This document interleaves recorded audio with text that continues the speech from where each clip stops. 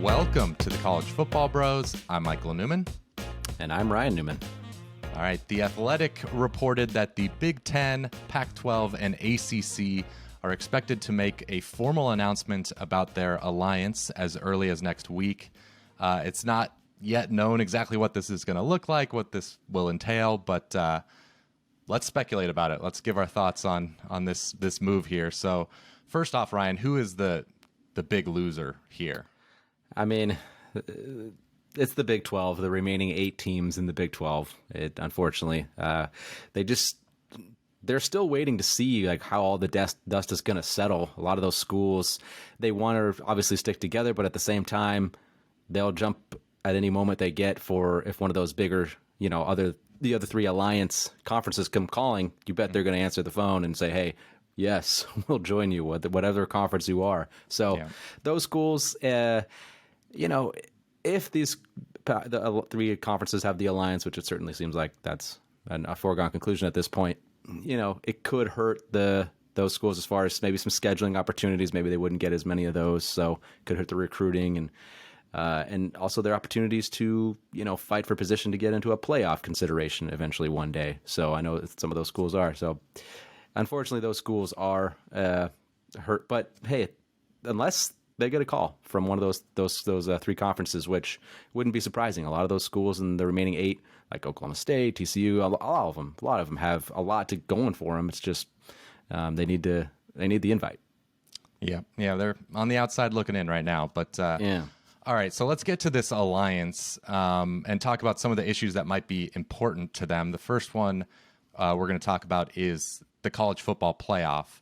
I know the kind of the timing and the structure are 2 things that they could be in agreement on, all these 3 conferences. So as far as the timing, I know the Pac-12 commissioner has already been pretty vocal about the fact, like, hey, maybe we need to pump the brakes on this whole playoff expansion because as it stands right now, ESPN has that deal with the playoff till 2025.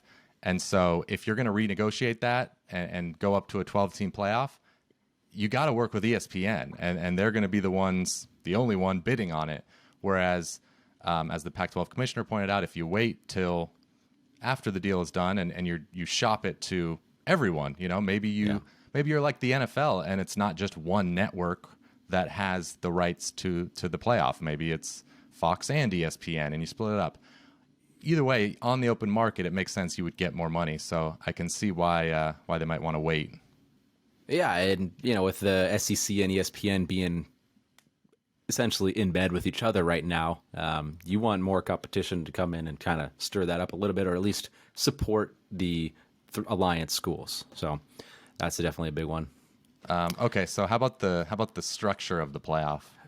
Yeah, so obviously the concern for those schools, for the other 3 conferences, I guess, like, hey, we can't be having 6, 7 SEC teams getting in. I mean, they might be worthy, but we just can't have that, right? So maybe they're going to want, if they expand it to 12, say, hey, we got to cap a certain number. Maybe it's 4. Like, hey, we can't go more than 4 from a conference. Maybe it's 5, whatever it may be. But I'm sure they would want that because they're obviously know the SEC is far more likely to hit that cap than either 3 of their conferences. So that is maybe one concern or one thing that they would agree on. And then just, maybe just as far as limits on total games, these schools seem to, or these, I always say schools, but these 3 conferences are coming together. And it seems like they're wanting to pump the brakes on this whole craziness that's going on right now with NIL, and not necessarily NIL, but the whole landscape seems to be shifting really, really quickly. So maybe they want to kind of slow that down and limit the amount of games kids play. If they're not playing 17, 18 games with a 12-team playoff, that might be too much for some of these kids to handle and too much to ask. Yeah, it is interesting because the SEC has been like, hey, fine, we don't need to expand. We're fine with 4. And then I can imagine, especially the Pac-12 being like, whoa, wait a second. Yeah, exactly. We're not getting into this 4-team playoff, so we do want to expand. So yeah, ultimately they might settle on the 12 anyway, but I think they want to have some say in that with all the facts out on the table, because the SEC and the Big 12 commissioner was in those negotiations, or that committee to decide this 12-team playoff. But, SEC knew something that the rest of the conferences didn't. So I guess they just maybe want to talk that over. But all right, so then what do you think about a possible scheduling alliance, which, is rumored to maybe be a part of this? Yeah, I mean, I don't think, we were kind of talking before, but I don't think this is going to be some huge sort of shift.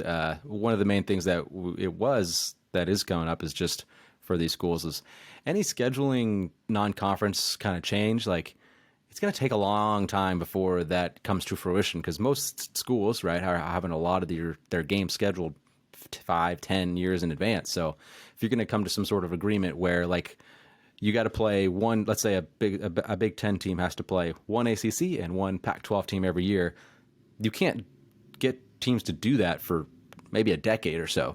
It's going to take a long time to see that happen. So, but they might be able to say, hey, we're an alliance, where they might be more encouraged to schedule more non-conference games with each other in the meantime that do have openings. So, but I just don't think that's the driving factor, of course. Like, it might help. Like the Pac-12 in a couple years, their TV rights come out or expire, so they're going to renegotiate a new deal there. But so maybe could request for a little more money if they're playing a little more marquee non-conference games. But I actually just don't think that's the big driving force here.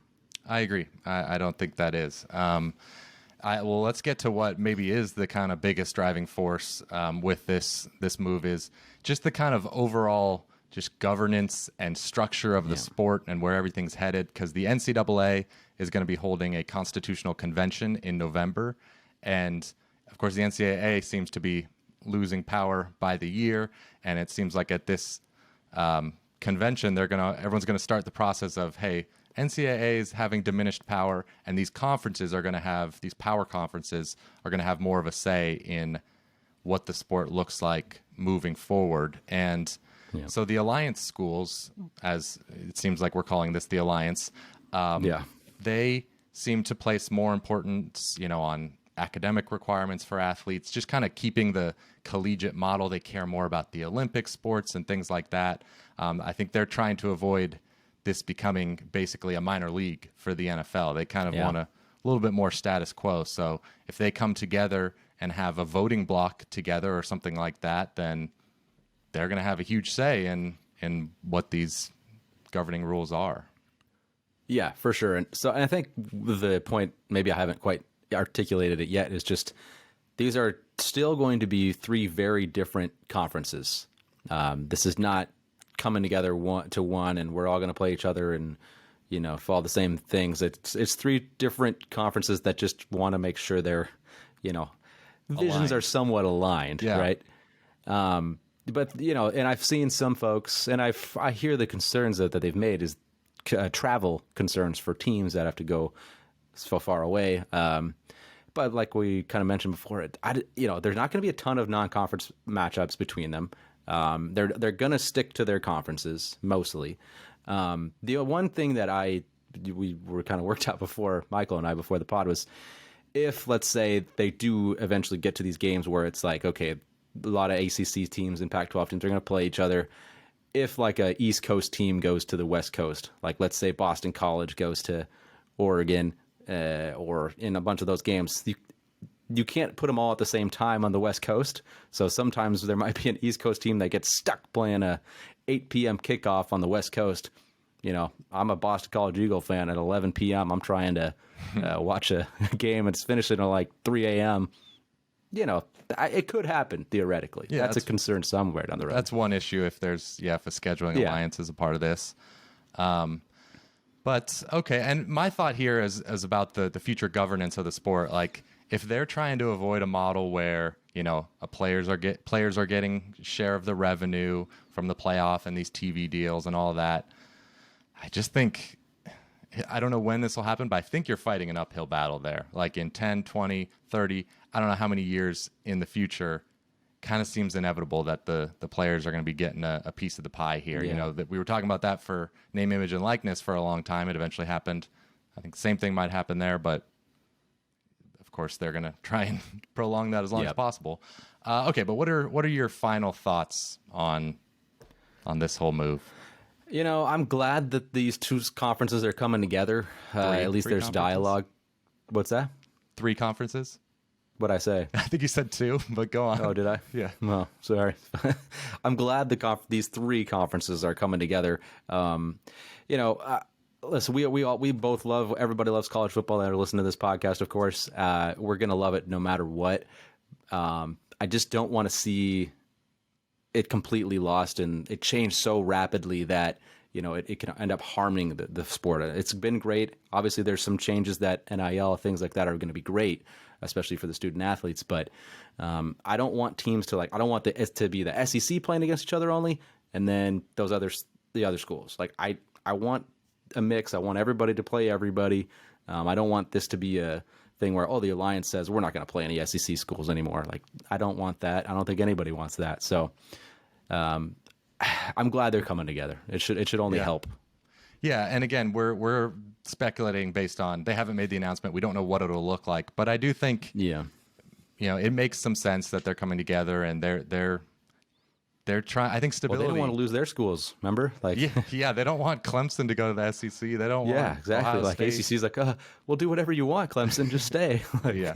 So they're just trying to create some stability. It seems like just with the whole sport. So I think that makes sense. That makes sense right now with kind of the SEC and those remaining 8 Big 12 schools. There's going to be good news somewhere down the road here. It seems bare. It seems crazy, but there'll be some good news. They'll be picked up. There's some good value there. I hope so. All right. Well, let us know your thoughts in the comments below on YouTube. We're just kind of spitballing here, obviously, and talking it out. This is all very new to us, so we'd love to hear other people's opinions. Be sure to subscribe to our podcast if you like college football. We've got CFB content every week, all season long, all year long. So we will see you next time. You've been watching the College Football Bros. Be sure to subscribe here on YouTube and in your podcast app for college football content all year round. For bonus episodes and access to our Discord chat, join our Patreon at patreon.com/collegefootballbros. Thanks for watching.